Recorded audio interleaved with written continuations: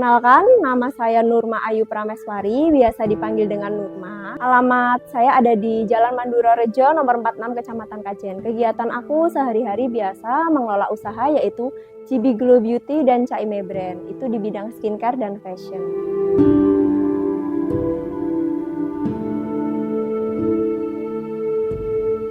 Saya berasal dari keluarga sederhana, tadinya lahir di Semarang. Ibu asli Pekalongan, bapak asli Semarang. Tapi saat kecil itu bapak ibu merantau ke Kalimantan, terus saya pindah ke Pekalongan itu di saat kelas 3 SMP. Jadi setelah dari Kalimantan, saya dari kelas 3 SMP itu sampai sekarang stay ada di Pekalongan, tepatnya di daerah Kajen.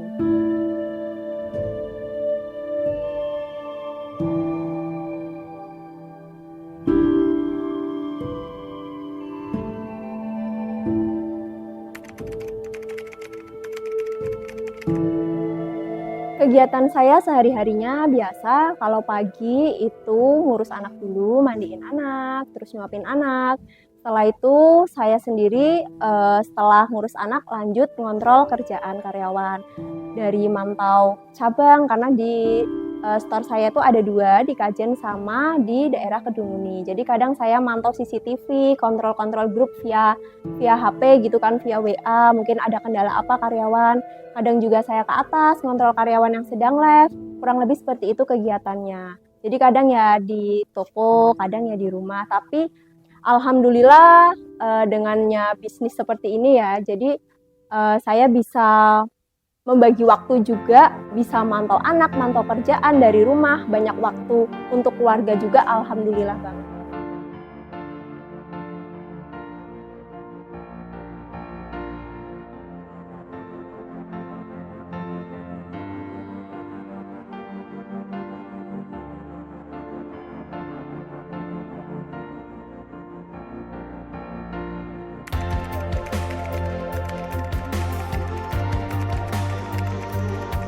Jadi awal mula saya mengenal GB Glow Beauty, sebelum mengenal GB Glow Beauty itu sebelumnya kan sudah usaha skincare, ada di merek lain, itu zaman kuliah. Nah di saat itu Mbak Ika kan sekarang menjadi distributor GB Glow Beauty juga ya, itu kebetulan Mbak Ika itu dulu resellernya saya, penjualannya bagus. Terus saya ngelihat Mbak Ika kok juga posting GB Glow Beauty. Nah pas posting GB Glow Beauty itu saya penasaran kan, cari-cari di sosmed, GB Glow Beauty itu ngambilnya di mana? Ketemulah dengan Mbak Desi. Akhirnya saya hubungi Mbak Desi. Nah, disitulah akhirnya saya nyoba jualan GB Glow Beauty. Ternyata kok jualan merek yang sebelumnya sama GB Glow Beauty kok penjualannya bagus GB Glow Beauty. Akhirnya saya tekunin GB Glow Beauty itu ya. Saat itu pun kan GB Glow Beauty masih merintis kayak Mbak ya. Jadi masih belum dikenal juga sama masyarakat, ya itu juga sama susah banget memasarkannya. Nah disitulah akhirnya Mbak Ika juga akhirnya fokus di GB Glow Beauty, saya juga fokus di GB Glow Beauty ya. Alhamdulillah sekarang nggak nyangka yang tadinya nggak ada member, cuma reseller, cuma customer, alhamdulillah sekarang mitra sudah ribuan.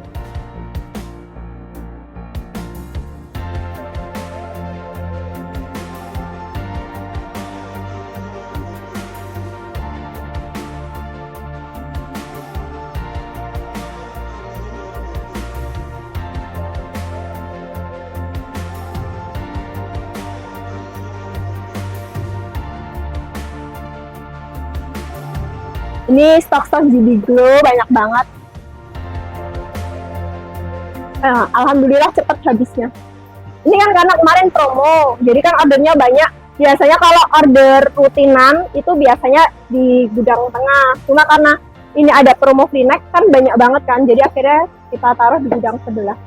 MM-an, miliaran, alhamdulillah. Paling dikit, mungkin 100 juta.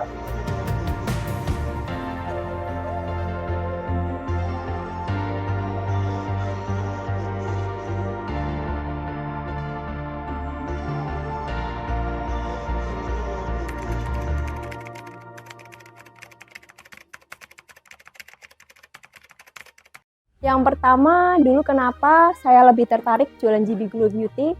Dulu kan kemasannya ya sama seperti sekarang sih, warna pink. Lebih identik ke wanita ya. Jadi lebih menarik kemasannya. Terus karena mau jualan harus coba dulu produknya. Saya ngerasain manfaatnya. Emang bener-bener ngefek banget. Hasilnya memuaskan. Terus di samping itu ya pastinya keuntungan lah. Dimana keuntungan yang menurut aku GB Glow Beauty itu lebih besar daripada merek lainnya. Akhirnya saya lebih tertarik fokus di GB Glow Beauty. Apalagi di GB Glow Beauty sering ada promo seperti free produk. Itu menurut saya nggak ada di brand lain. Karena kalau brand lain itu pasti promonya potongan harga ya. Tapi kalau di GB Glow Beauty itu bener-bener beda. Itu ada free produk, misal satu paket free wash pink, satu paket free night cream. Itu menurut aku bener-bener yang bisa menambah keuntungan kita lebih banyak lagi.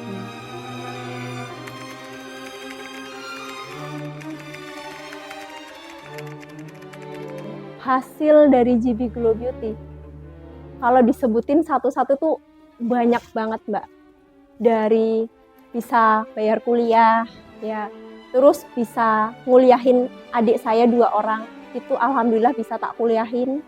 Terus bisa bangun rumah, bisa beli mobil, yang tadinya nggak punya toko jadi akhirnya bisa membangun toko.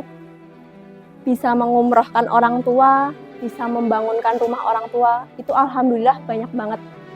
Alhamdulillah sih banyak sekali. Saya nggak bisa nyebutin banyak ya Mbak. Emang bener-bener dari GB Glow Beauty itu hasilnya bener-bener bisa merubah ekonomi keluarga sih. Itu pun dulu ya Mbak ya, GB Glow Beauty itu belum, saya ingat banget, belum bisa bayar model. Dulu kan foto brosurnya tuh saya, Mbak Ika, Mbak Desi ya. Itu brosurnya, terus di katalog juga foto kita itu bener-bener perjuangan banget. Terus kita make up foto sendiri di studio, belum bisa bayarin model, dan alhamdulillah karena foto kita terpasang akhirnya orang-orang mengenal kita. Jadi lebih gimana ya, orang akhirnya jadi tahu GB Glow Beauty, tahu saya, tahu Mbak Desi, tahu Mbak Ika.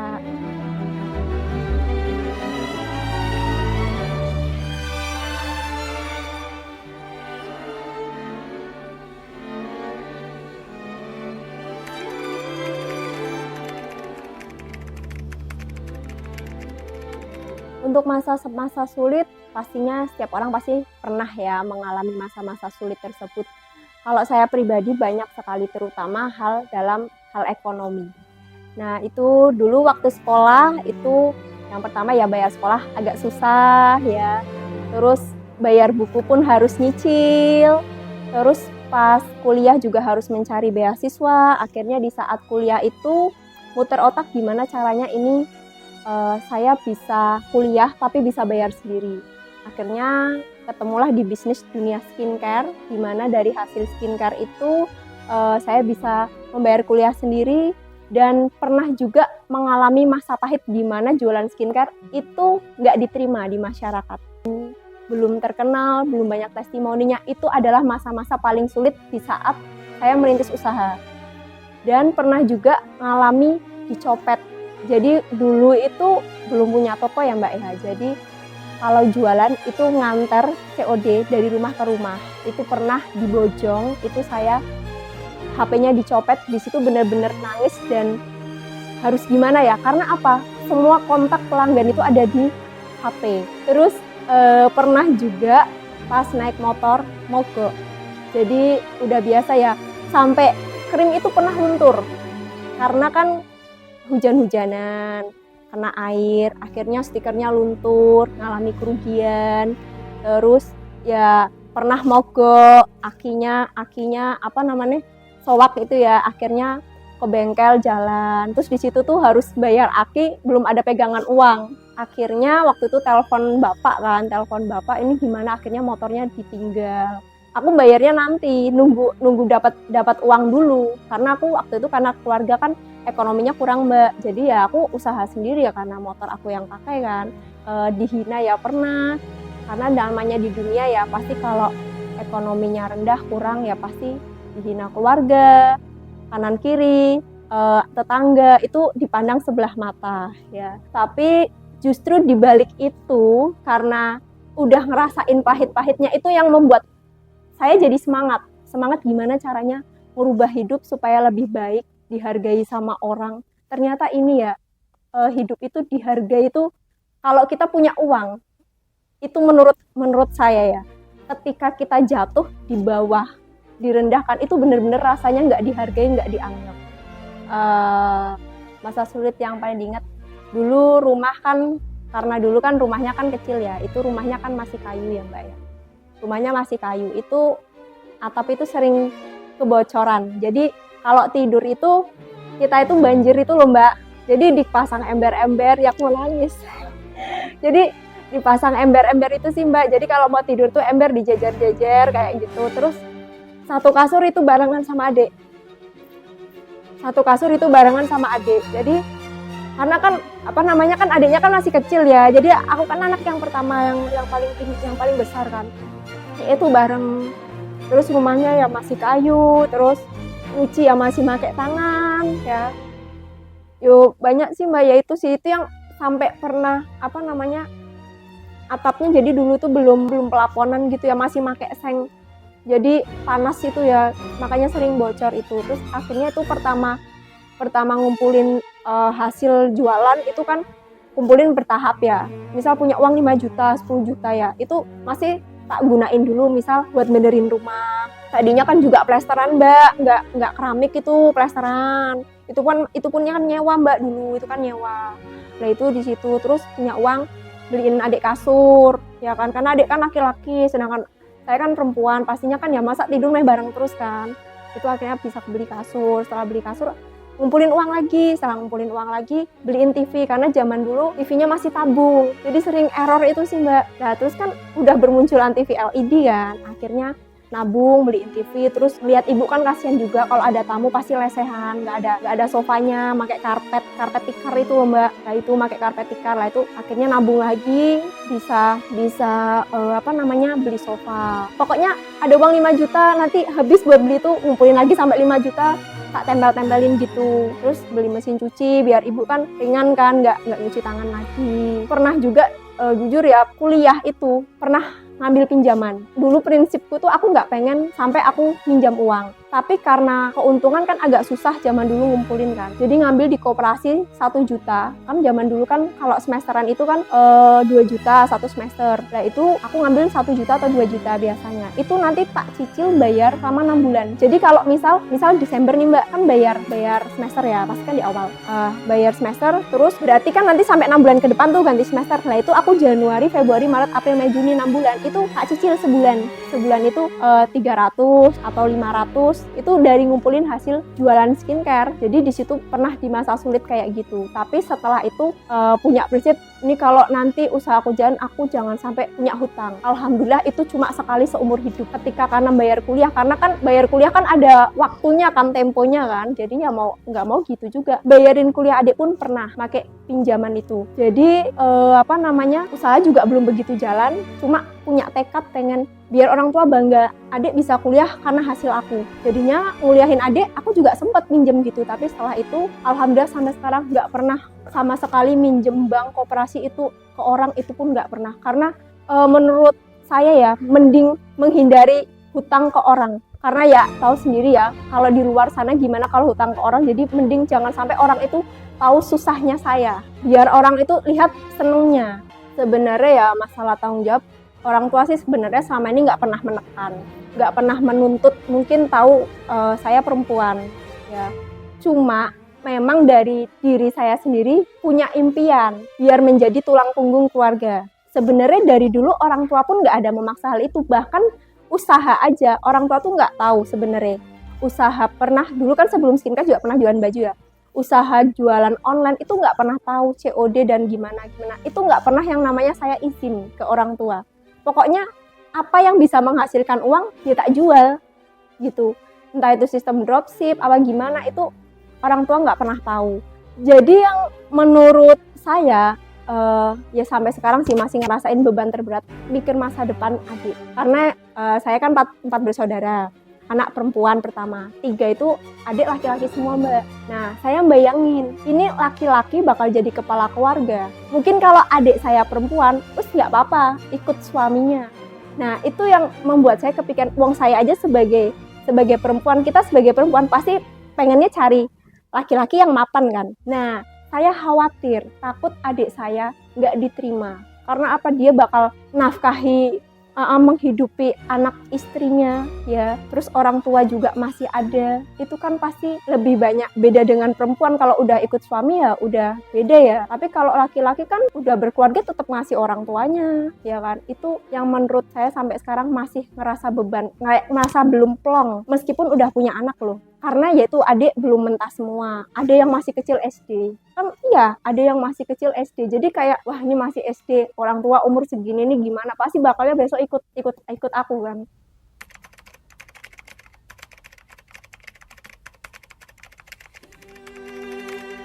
Mimpi selain mengumrohkan orang tua ya, alhamdulillah saya dan suami bisa umroh.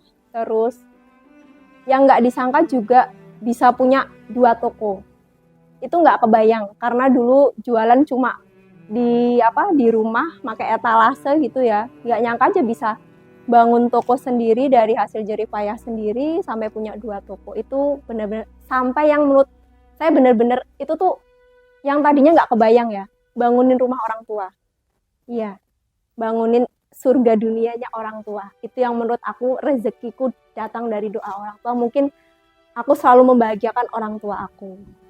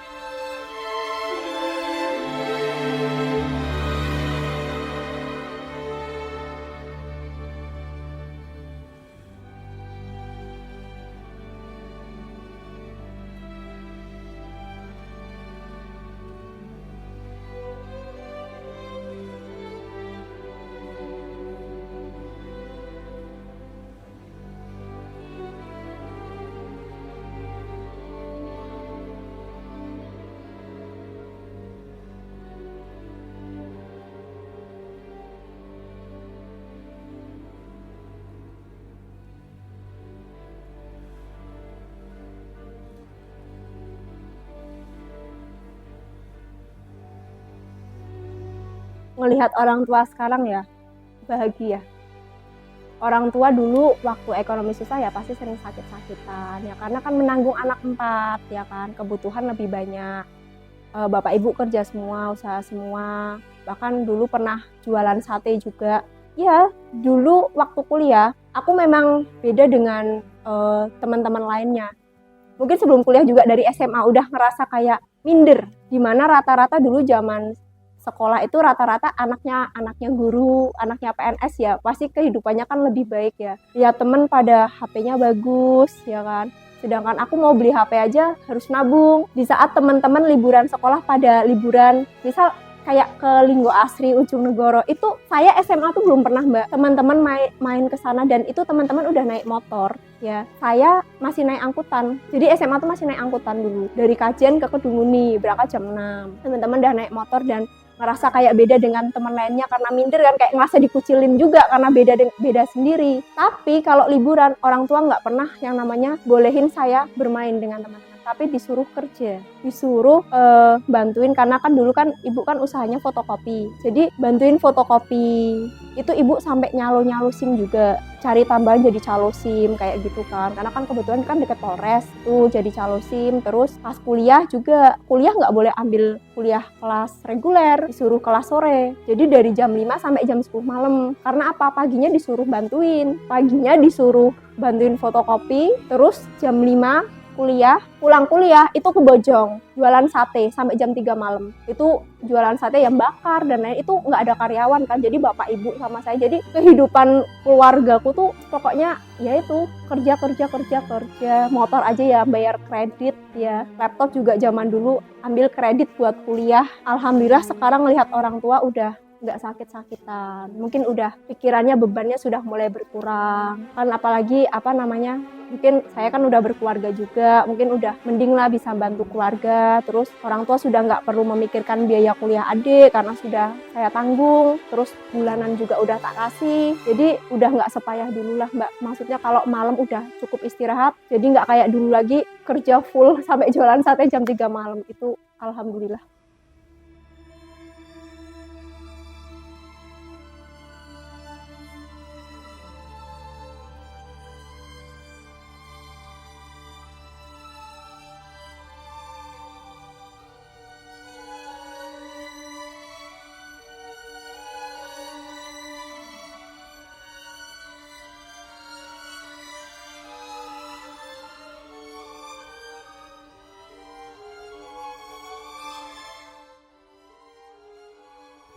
Dukungan yang paling berpengaruh ya itu orang tua, karena ya dulu kan usaha kan belum menikah, masih kuliah, jadi apa-apa sama orang tua. Memang awalnya usaha nggak bilang ke orang tua, tapi kan karena orang tua kok ngeliat lumayan gitu kan, bisa nambah uang jajan, bisa bantu keluarga, akhirnya disitulah mulai orang tua terlibat. Jadi sebelum punya karyawan, itu yang biasa jualin di rumah itu ibu atau bapak biasanya. Jadi kalau misalkan saya kan lagi kerja nih di puskesmas, kadang kan ada orang ngambil orderan tuh ke rumah, yaitu yang layani bapak sama ibu. Terus packing, itu belum ada karyawan. Kalau packing biasanya saya pulang kerja, pulang dari puskesmas, itu packing, dibantuin sama ibu sama bapak, itu packing. Itu yang paling berperan banget ya di usaha. Makanya sampai sekarang pun meskipun udah berkeluarga nggak pernah lupa sama orang tua. Terus satu lagi, kalau aku nggak bisa mewujudkan cita-cita orang tua, karena dulu orang tua pengen banget aku jadi PNS. Makanya dulu waktu kuliah itu setiap tahun itu pasti daftar PNS, pakai ijazah SMA. Diantar orang tua sampai Surabaya, sampai Semarang, sampai Jogja, naik kereta, naik bis, itu diantar sama bapak untuk daftar kan, karena dulu prinsipnya bapak udah kuliah batu loncatan, barangkali nanti kalau keterima PNS bisa kuliah lagi. Tapi ya memang belum rezeki, nggak pernah lolos. Sampai akhirnya sebelum wisuda, alhamdulillah ada pembukaan BLUD Dinas Kesehatan, itu daftar. Jadi udah sidang tapi akunya belum wisuda. Akhirnya daftar, terus keterima di Puskesmas Kajian 1. Jadi admin. Jadi itu bagian administrasi sama keuangan. Alhamdulillah keterima. Di situ aku jalani, dan meskipun aku kan jualan skincare udah dari kuliah ya Mbak ya. Jadi masih tak jalani jualan skincare sama kerja jadi pegawai, itu tak jalani. Saat itu jadi pegawai Puskesmas ya selama 6 tahun. Selama 6 tahun itu gaji 1,5 juta. Selama 6 tahun nggak pernah naik. Tapi tak lakuin. Karena ya demi cita-cita orang tua, pengennya anaknya pengen jadi PNS. Dulu juga nggak ada kebayangan bahwa aku tuh sekarang bakal fokus jadi usaha. Tuh nggak, di bidang usaha tuh nggak ada kepikiran ke situ. Karena dulu jalanin pokoknya kalau kerja di puskesmas, berangkat pagi, pulang siang, sore sampai malam COD, ngirim pesanan-pesanan orang. Sampai udah nikah itu masih fokus, masih jadi pegawai di puskesmas. Dari Kedunguni tak laju, karena kan dulu setelah nikah kan ikut suami kan di Kedunguni, itu tak laju sampai akhirnya hamil juga masih tak laju, dan itu masih daftar PNS terus. Tiap tahun ada pembukaan PNS, daftar sampai pernah diantar suami juga ke Semarang itu tes, cuma emang nggak keterima kan, nggak pernah lolos. Terus akhirnya udah lahiran ngajuin cuti, kok setelah cuti habis dari situ mulai kepikiran, aduh ini gimana ya, lihat anak kasihan kok tak tinggal kerja gitu kan. Terus aku ngerasa juga kehidupan aku setelah usaha GB Glow Beauty kok kayak lebih baik, mending mau tak fokusin, karena mikir saya kerja tapi ninggalin anak kok kayak egois gitu kan, ngerasa. Akhirnya resign, itu pun orang tua berat. Pertama nggak ACC, intinya nggak usah resign, garek difokusi wae gitu kan. Maksudnya tetap aja jadi pegawai, karena orang tua pikirannya kan takut, namanya usaha kan naik turun mbak. Kalau jadi pegawai kan maksudnya udah jelas masa depannya, ada pensiunnya. Orang tua tuh takut kayak gitu mbak. Akhirnya saya ngeyakinin orang tua, enggak, ini pasti bisa, ini pasti aku bisa gitu kan. Tak buktiin, alhamdulillah ngajuin resign itu ditemenin sama ibu, ketemu sama kepala puskesmasnya kan, ditemenin ibu diantar. Terus akhirnya alhamdulillah di ACC kan resignnya. Awalnya nggak di ACC juga sama atasannya, akhirnya di ACC. Terus tak buktiin fokus usaha, alhamdulillah dari situ banyak sekali pembuktian yang aku buktiin ke orang tua. Setelah resign banyak pencapaian, bisa beliin orang tua tanah, bangun orang tua rumah, ngumrohin orang tua, terus bisa bangun toko. Itu aku bisa buktiin, ini loh, aku nggak jadi pegawai, aku bisa bahagiain orang tua aku.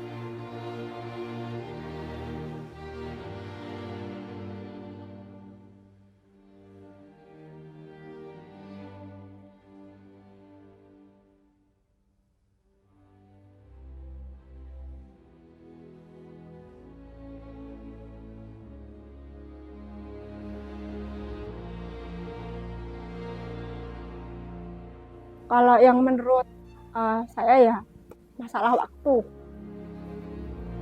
karena pasti waktu ketika kita sudah berkeluarga sama belum pasti beda. Kalau kita belum berkeluarga itu waktu banyak banget, mungkin bisa ngantar bapak ibu ke sana ke sini. Sekarang pasti lebih terbatas mas. Itu menurut aku yang paling berat adalah waktu, udah jarang bareng. Jadi kayak misal ngantar ibu kondangan, misal periksa, itu jadi kan lebih ke adik ya, karena saya pun kan udah punya anak, jadi kan sudah fokus ke anak, jarang ketemu orang tua. Ya itu sih yang sampai sekarang masih kangen gitu loh, dulu tuh apa-apa bareng.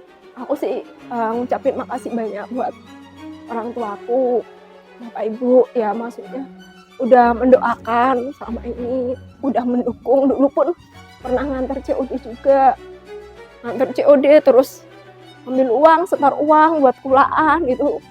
Dulu tuh apa-apa bareng, sampai uang aja tuh dulu dikelola sama orang tua. Sekarang kan udah beda. Jadi ya maaf kalau sekarang waktunya mungkin lebih sedikit, nggak seperti itu.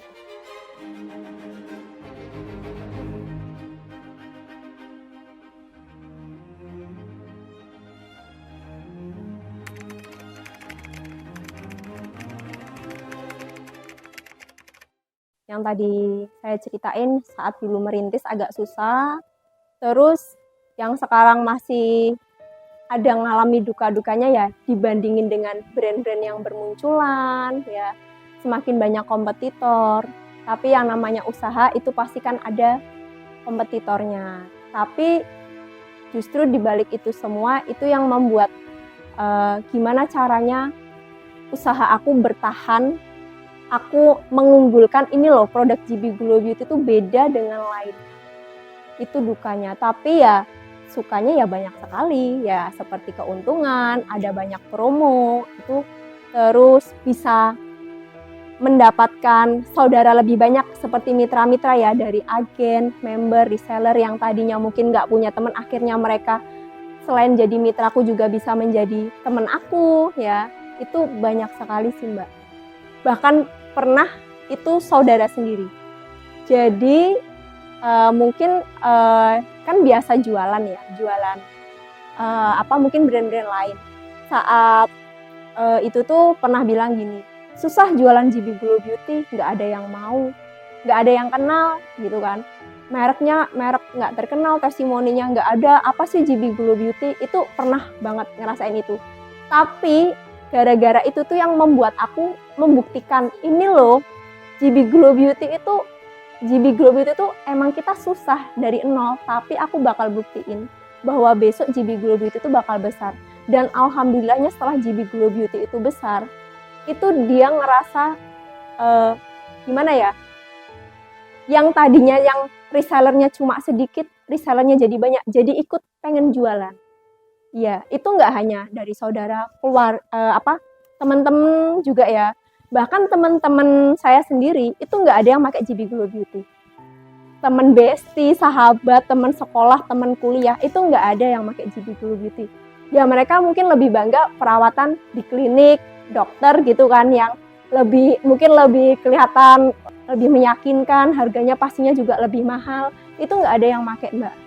Tapi setelah berjalannya waktu, semakin kesini GB Glow semakin besar, banyak dikenal, itu semakin kesini akhirnya mereka sadar, kok ternyata kenapa nggak dari dulu pakai GB Glow Beauty ya? Akhirnya ada yang lepas dari krim dokter, terus akhirnya pindah ke produk GB Glow, terus akhirnya ada yang gabung jadi reseller. Itu emang benar-benar proses banget sih. Buat orang untuk yakin dengan GB Glow Beauty itu memang orang akan percaya kalau mitra sudah banyak, sudah terkenal, udah banyak testi itu. Karena dulu aku pas jualan GB Glow Beauty, karena kan sebelumnya jualan merek lain ya Mbak, itu resellernya kan udah banyak. Jadi resellernya tuh banyak yang pindah ke GB Glow Beauty. Terus untuk mempertahankan dan mengelola, saya lebih menjalin hubungan. Meskipun punya karyawan kan membantu. Tapi saya sistemnya, meskipun ada karyawan yang membantu pekerjaan saya, membantu usaha saya, membantu packing, membantu proses orderan, balas konsul, tapi hubungan saya dengan mitra itu pasti dekat.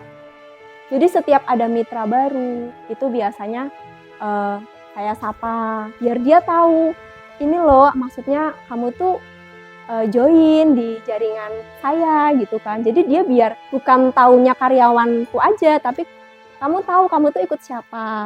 Terus kadang curhat-curhatan, misal ada yang minta sharing, misal cara mengelola keuangan gimana gitu kan. Terus cara biar modalnya muter gimana, biar jualannya laris gimana. Akhirnya kita sering sharing.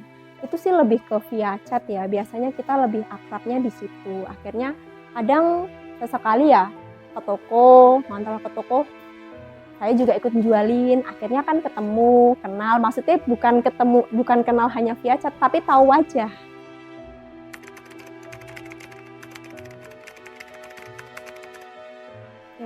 Untuk harapan ke depannya banyak sekali Mbak. Yang pertama ya pasti memperluas jaringan, supaya mitra lebih banyak. Yang kedua, pengen punya cabang lebih banyak. Mungkin di daerah lain yang belum ada GB Glow Beauty, barangkali nanti diizinkan ya membuka cabang di daerah lain, tidak terfokus di daerah sendiri, ya pengennya buka. Terus yang ketiga ya pengen usaha lainnya. Dari hasil GB Glow Beauty, ya sekarang sih alhamdulillah ya Mbak, dari GB Glow Beauty punya usaha fashion seperti hijab, daster, gamis, itu dari hasil GB Glow Beauty. Terus yang keempat, pengen naikkan haji orang tua, dan saya dan suami bisa naik haji juga. Itu impian ke depannya. Ya pastinya juga diberikan kesehatan, umur panjang, usaha makin lancar, ekonomi lebih baik, semakin baik dan bisa bermanfaat untuk orang banyak dan bisa bersedekah lebih banyak lagi dari sebelumnya.